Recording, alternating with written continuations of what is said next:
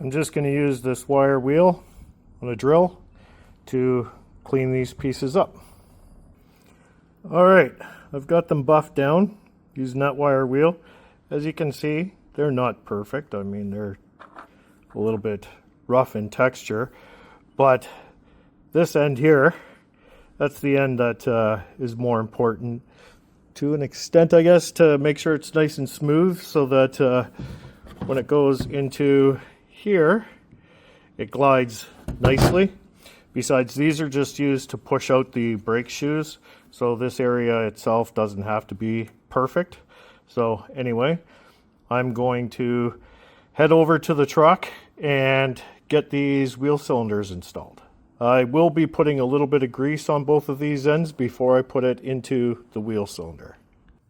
So this is the rear passenger side that I'm currently working on. As you can see, I didn't take the whole braking system apart.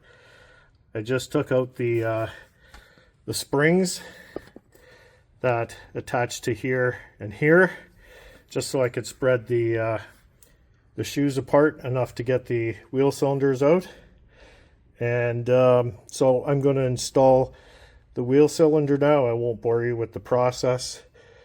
So yeah, let's get to it. One more thing before I get the wheel cylinder installed.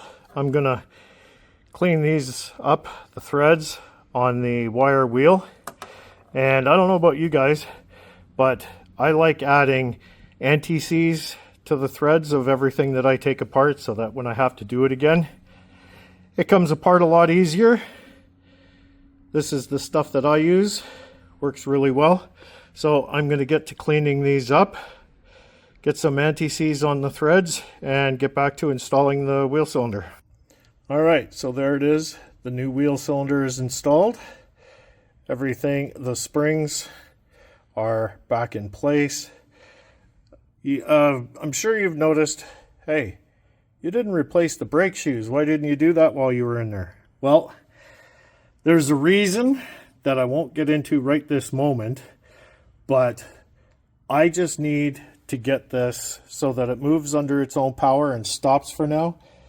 In the near future, like a lot of this is what they call mock-up stage. So later on, when we get new hardware and new brake shoes, new drums, because I don't know if you can tell, but the surface is pretty thin on those.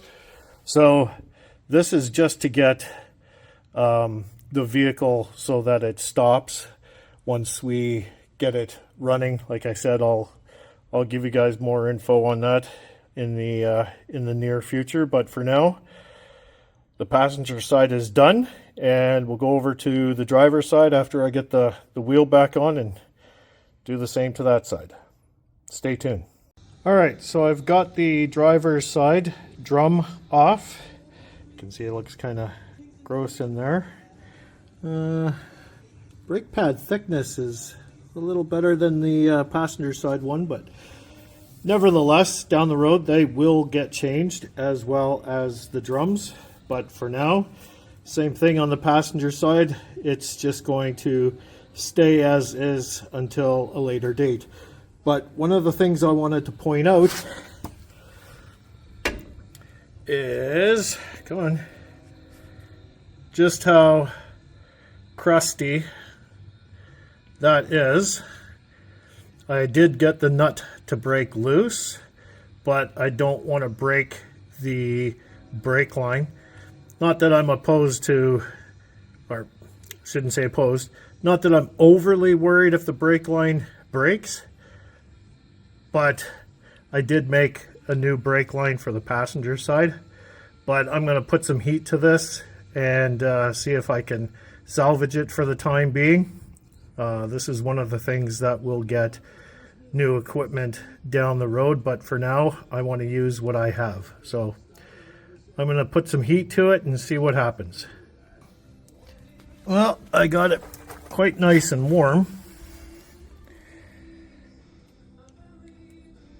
Doesn't look terrible. Let's see what happens.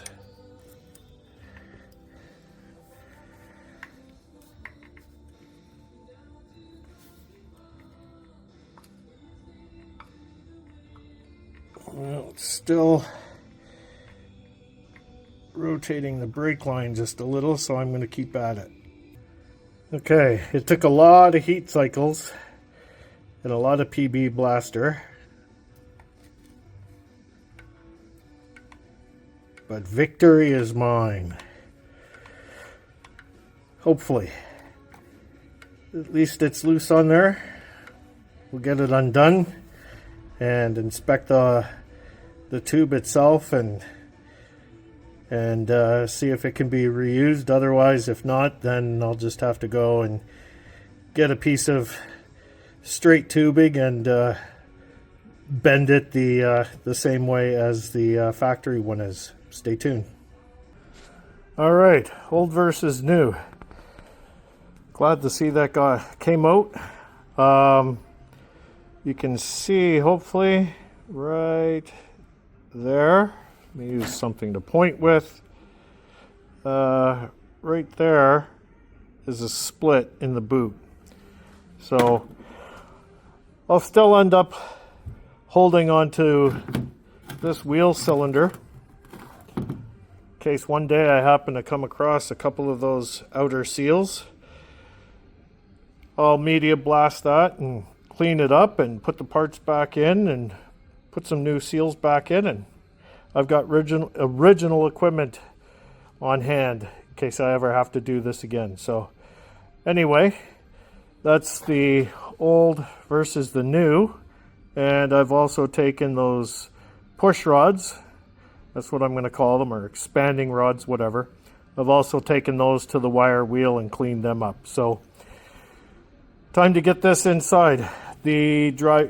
Time to get this installed on the driver's side.